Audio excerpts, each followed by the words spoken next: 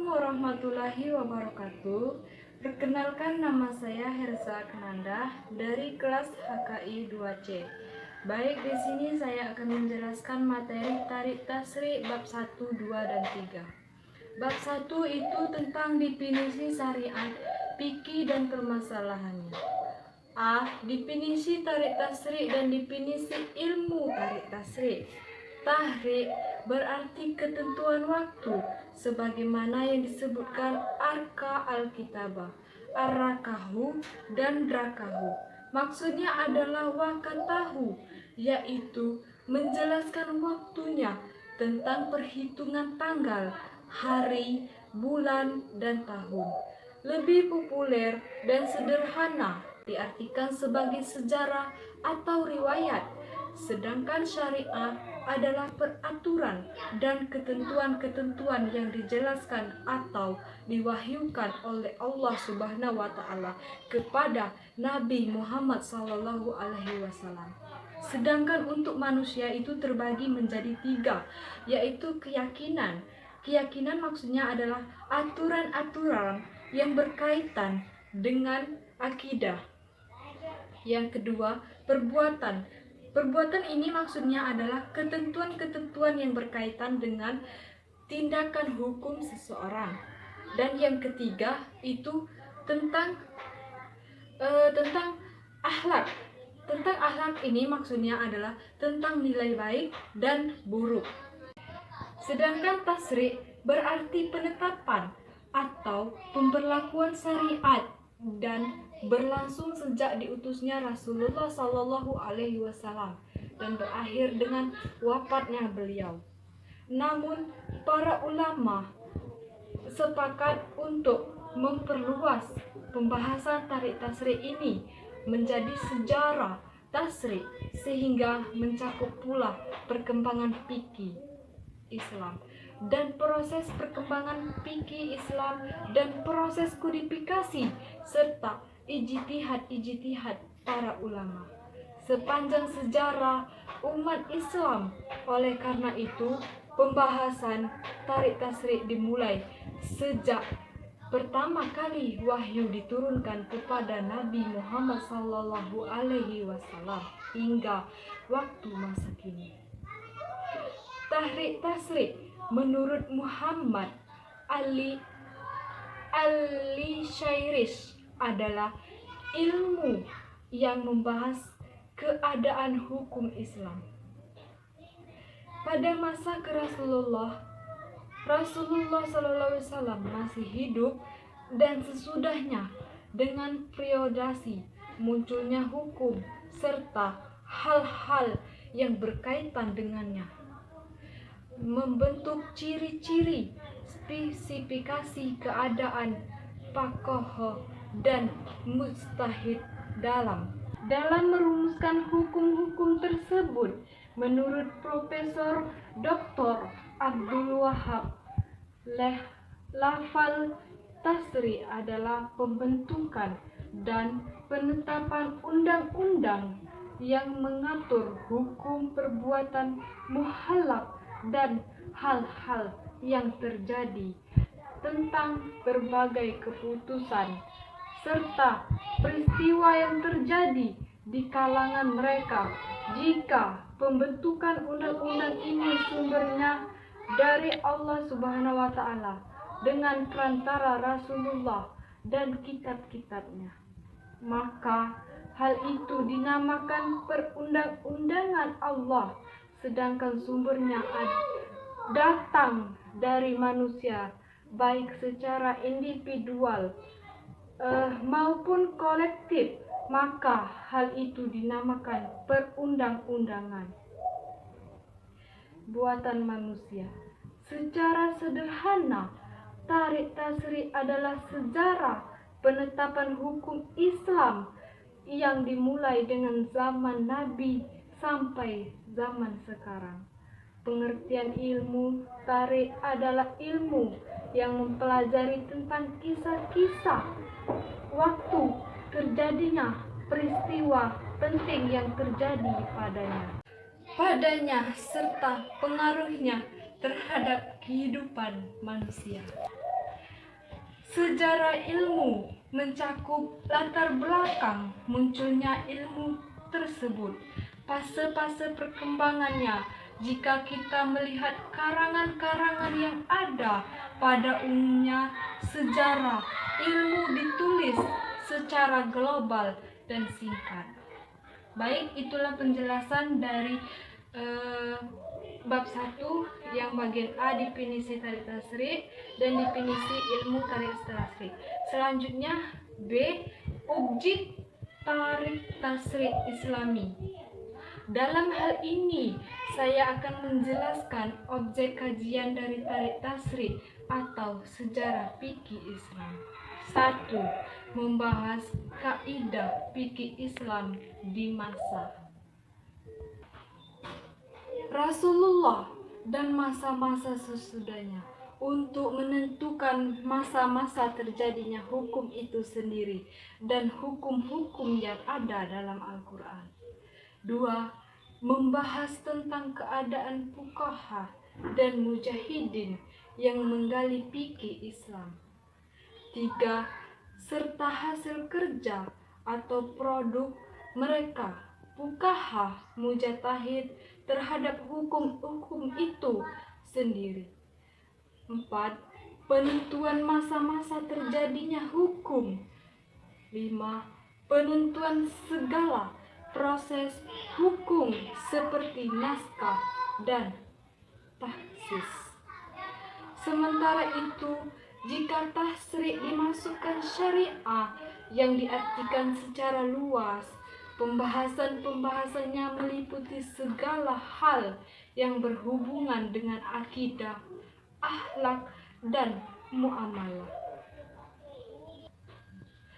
Selanjutnya C.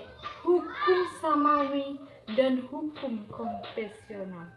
Hukum samawi artinya hukum agama yang menerima wahyu, yaitu kitab suci dan Al-Quran. Hukum Islam mengatur hubungan pribadi, masyarakat, negara, dan sebagainya. Dan akhirnya juga mengatur hubungan manusia dengan Tuhan. Hukum Islam merupakan istilah khas Indonesia sebagai terjemahannya dari Al-Faqih Al-Islami atau dalam konteks tertentu disebut Al-Syariah Al-Islami. Hukum Islam mencakup berbagai persoalan termasuk pelayanan, akhlak, salah satu pelayanan publik yang banyak di dalam bahkan masyarakat. Salah satu lembaga yang konsisten dan menjelaskan fungsi dan tugasnya. D. Prinsip-prinsip dasar perundang-undangan Islam. Adapun secara terminologi, prinsip dasar adalah kebenaran universal yang interensi. Tolak pembinaannya, prinsip yang membentuk hukum dan setiap cabang-cabangnya. Prinsip hukum Islam meliputi prinsip umum dan prinsip khusus. Prinsip umum ialah prinsip keseluruhan hukum Islam, meliputi prinsip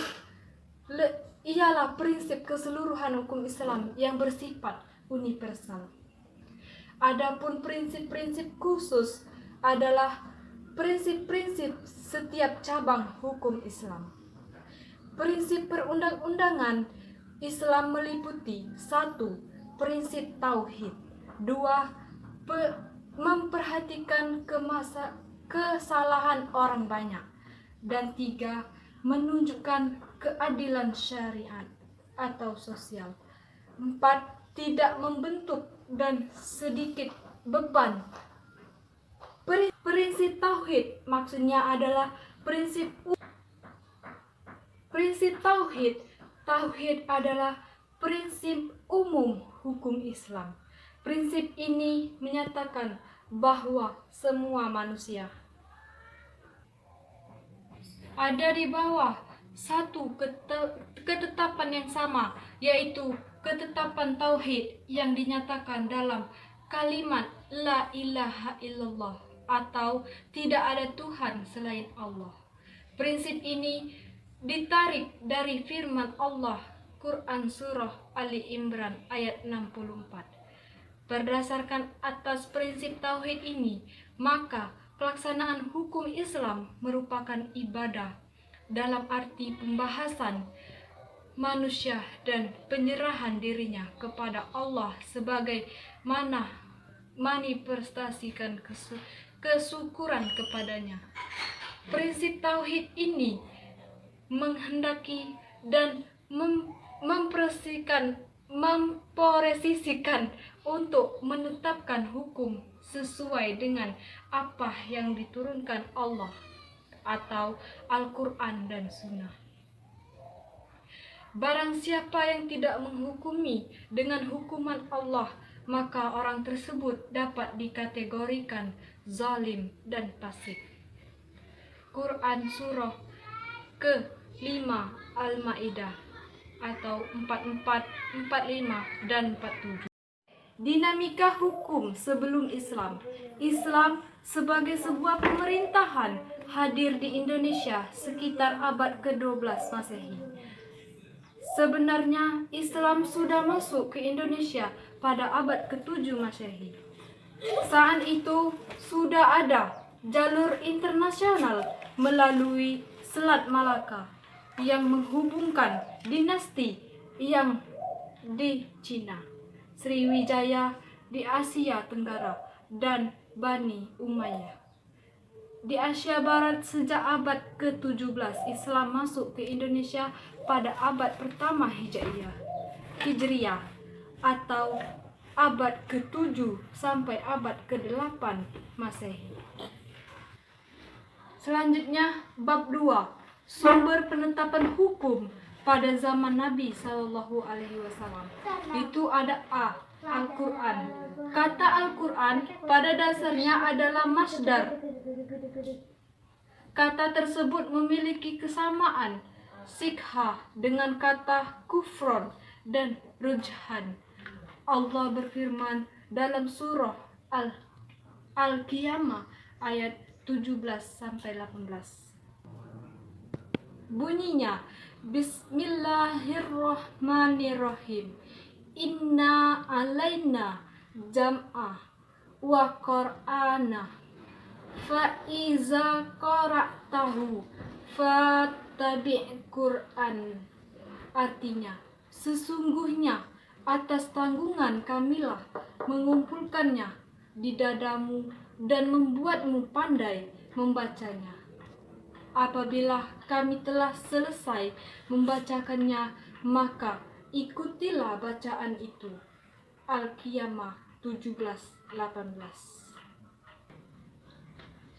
Kata Al-Quran menjadi nama khusus untuk kitab yang diturunkan kepada Nabi Muhammad SAW.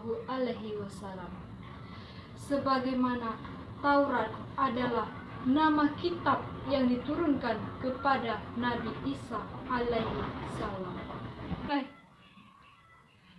Al-Quran pada aslinya merupakan masdar dari kata qara'ah, yaqra'u, qira'ah, Quran.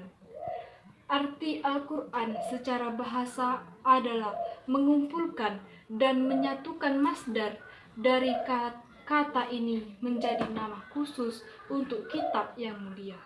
Adapun pengertian Al-Quran secara istilah adalah perkuatan Allah yang diturunkan kepada Muhammad yang sampai kepada kita secara mutawatir. Membaca isinya dan mengamalkan kandungan hukum-hukumnya, dan ia merupakan bukti kuat atas kebenaran risalah Nabi. Selanjutnya, B. Penetapan hukum di Mekah.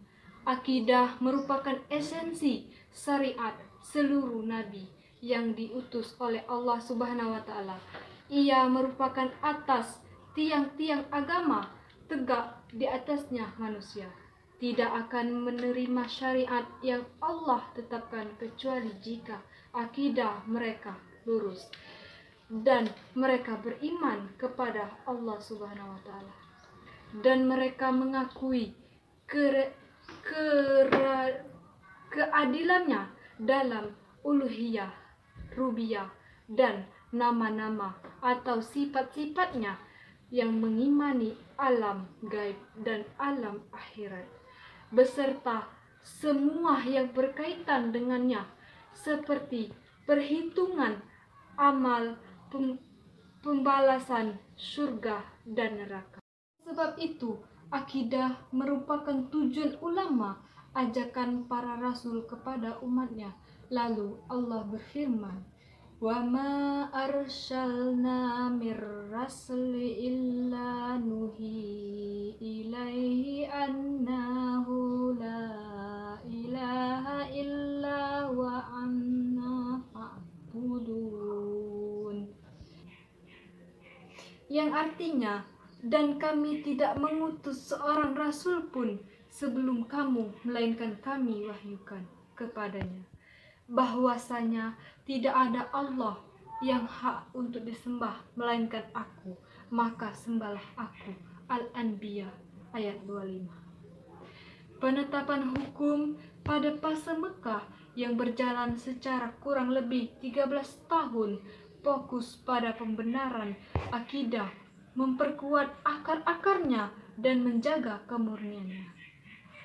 Surat-surat dan ayat-ayat yang turun pada fase Mekah menggambarkan melalui orientasi akidah dengan mengangkat manusia untuk berpikir dan melihat dalam semesta beserta langit dan bumi, menyaksikan rahasia-rahasianya Allah simpan di balik semua itu dan ketelitian serta kesempurnaan pada alam.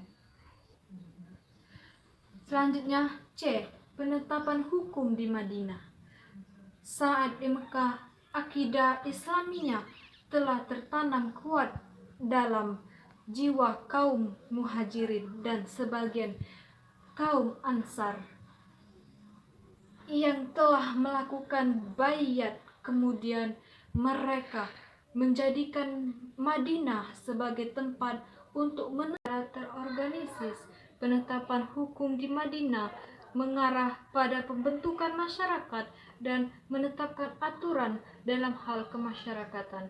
Dan langkah awal yang diambil oleh Rasulullah Shallallahu Alaihi Wasallam dalam pembangunan masyarakat adalah mempersaudarakan antara kaum Muhajirin dan kaum Ansar, yang dengannya orang-orang Ansar lebih mengutamakan saudaranya dari kalangan Muhajirin atas diri mereka sendiri. Ya, di dalam kota Madinah terkumpul beberapa kelompok, di antaranya adalah 1. Kaum Muhajirin, yaitu mereka berhijrah dari kota Mekah dan meninggalkan segenap keluarganya yang masih dalam keadaan musyrik. 2. Kaum Ansar, yang mereka membayar Rasulullah dan melindungi serta menolong beliau dari Alis dan Kharaj pada saat itu. Perang Khalasik dan dahsyat bergejolak antara kaum Al-Alus dan kaum Kharaj yang dampakannya masih membekas di dalam jiwa. 3. Sekumpulan manusia yang memiliki jiwa yang sakit, yaitu mereka yang merupakan kepatuhan terhadap Islam dan tunduk pada kehendak kekuasaannya. 4. Orang-orang yang Yahudi yang merupakan pribumi kota Yatsri. Mereka telah membaca beberapa kitab suci dan bahkan menyaksikannya kabar tentang dalam diutusnya Nabi Muhammad SAW, namun mereka enggan untuk taat kepada beliau karena mereka menginginkan agar agama mereka eksis dan selalu memimpin dunia. penetapan hukum pada fase Madinah juga membahas permasalahan ibadah yang merupakan fondasi tegaknya tiang agama Islam. Allah mensyariatkan zakat, puasa, dan haji melalui ayat-ayat yang diturunkan di Madinah tersebut. Selanjutnya D. Hubungan antara penetapan hukum fase Mekah dan Madinah. Siapa saja tidak akan bisa memisahkan antara tasyrik di Mekah dan tasyrik di Madinah, karena sesungguhnya tasyrik di Madinah merupakan lanjutan dari tasyrik di Mekah, di mana syariat yang diturunkan di Madinah berdiri di atas prinsip-prinsip tauhid dan asas-asas agama yang ditetapkan di Mekah. Imam Asy-Syatibil berkata, surat-surat yang diturunkan di Madinah semestinya sejalur dengan surat-surat yang diturunkan di Mekah, sebagaimana surat-surat yang diturunkan di Mekah seharusnya sejalur dengan surat-surat yang diturunkan di Madinah, dan ia ditulis sesuai urutan saat ia diturunkan. Jika tidak demikian, maka terjadi kekeliruan kandungan surat-surat yang diturunkan di Madinah tersebut. Secara mayoritas berjalan sesuai alur surat-surat yang diturunkan di Mekah sebagaimana bagian akhir dari masing-masing surat tersebut berjalan sesuai alur dari bagian pertahanannya. Selanjutnya bab 3 tentang gaya bahasa Al-Quran dalam memerintah dan mimbar pilihan serta metode dalam menjelaskan hukum. A. Metode Al-Quran dalam meminta mengerjakan perbuatan. Gaya bahasa Al-Quran selalu menarik untuk dikaji karena keindahan makna dan struktur yang dimilikinya. Di dalam statika Arab, gaya bahasa strukturnya berbeda dengan biasanya. Ini dikenal dengan ihtifat, serta bahasa ihtifat berarti paling atau memalingkan wajah kepadanya, memperoleh, bertolak atau para unglis. Bahasa Arab telah memberikan belasan definisi tentang ihtifat. Adapun tuntunan untuk meninggalkan sesuatu yang juga terbagi menjadi dua.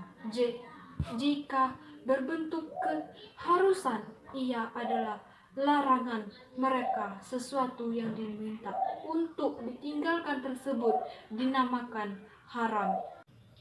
1. Kalimat perintah yang jelas sebagaimana dalam firman Allah Subhanahu wa taala.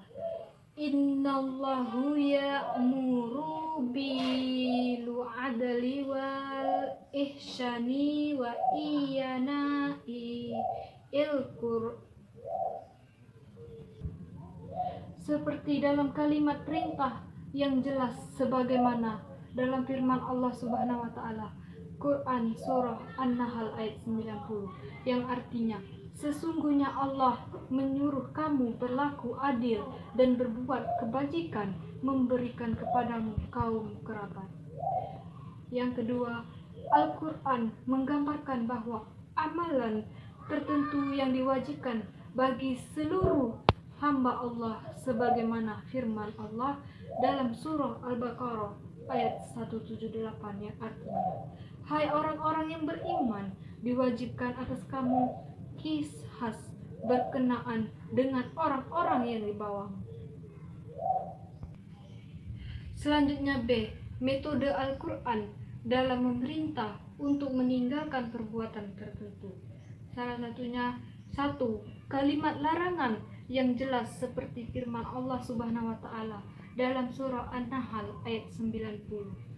Wa ya'khani munkari wal baid, yang artinya dan dia Allah melarang dari perbuatan keji, kemungkaran dan permusuhan. Surah An-Nahl ayat 90. Selanjutnya yang kedua, surah Al-Mumtahanah ayat 9 yang artinya sesungguhnya Allah hanya melarang kamu menjadikan sebagai kekeliruanmu orang-orang yang memerangimu karena agama dan mengusir kamu dari negerimu dan membantu orang lain untuk mengusirmu. Surah Al-Mumtahanah ayat 9. Selanjutnya yang C, metode Al-Quran dalam memberikan pilihan antara melakukan perbuatan atau meninggalkannya. Salah satunya, 1. Lafal Allah yang disandarkan atau dikaitkan pada kata kerja.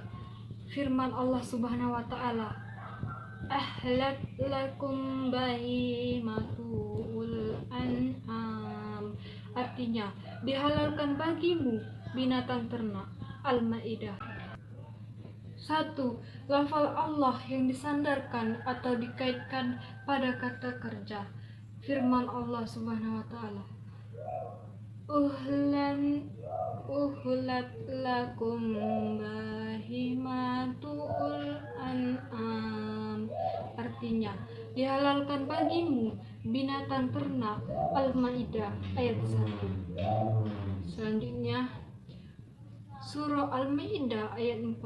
Mereka menanyakan kepadamu apakah yang dihalalkan bagi mereka. Katakanlah, dihalalkan bagimu yang baik-baik. Surah Al-Maidah ayat 4. Dan selanjutnya dalam Surah Al-Maidah ayat 5 yang artinya pada hari ini dihalalkan bagimu segala yang baik-baik, makanan serta ahli kitab itu halal bagimu, dan makanan kamu halal pula bagi mereka. Selanjutnya yang 2, memindahkan dosa dari perbuatan tertentu seperti firman Allah dalam surah Al-Baqarah ayat 203 yang artinya, dan barang siapa yang ingin menangguhkan seberangkatannya dari 2 hari itu, maka tidak ada dosa pula baginya bagi orang-orang yang bertakwa. Selanjutnya D, metode Al-Quran dalam menjelaskan hukum. Menurut Abad Wahhabah mengemukakan hukum-hukum yang berhubungan dengan pergaulan hidup ini. Dalam Al-Quran ada 2 macam, yaitu 1. Hukum-hukum ibadah seperti sholat, puasa, zakat, nazar, sumpah, dan ibadah-ibadah lainnya. Mengatur hubungan antara manusia dengan Allah Subhanahu wa taala. Hukum ini bersifat tetap dan tidak bisa dirubah-rubah. Yang kedua, hukum-hukum yang mengatur pergaulan hidup manusia yang dengan sesamanya, yaitu disebutkan dengan hukum muamalah. Dan sebagian ayat-ayat Al-Quran yang berkenaan dengan hukum turun dengan format fatin, sehingga tidak ada lagi kesempatan di dalamnya untuk berijtihad. Sementara sebagian ayat-ayat Al-Quran tidak menunjukkan maksud yang patuh, sehingga dan membutuhkan kajian dan ijtihad terhadap